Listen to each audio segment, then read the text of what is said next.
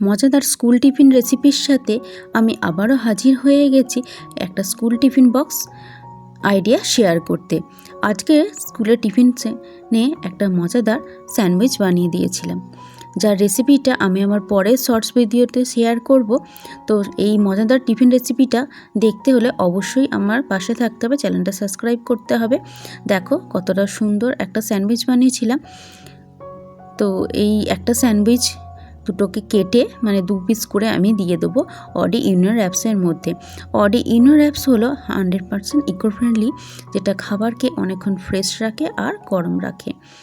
তো এই দুটোর মতো স্যান্ডউইচ আমি এই অডি ইউনিয়ন র্যাপসে ভালো করে র্যাপ করে দিলাম, যাতে খাবারটা না কোনোভাবে খারাপ হয়ে যায় আর অনেকক্ষণ ভালো থাকে এবং গরমও থাকবে এই অডি ইউনিয়ন র্যাপসে র্যাপ করলে। আর ফলের মধ্যে দেবো একটা নাশপাতিকে কেটে কয়েকটা টুকরো করে দিয়ে দেবো।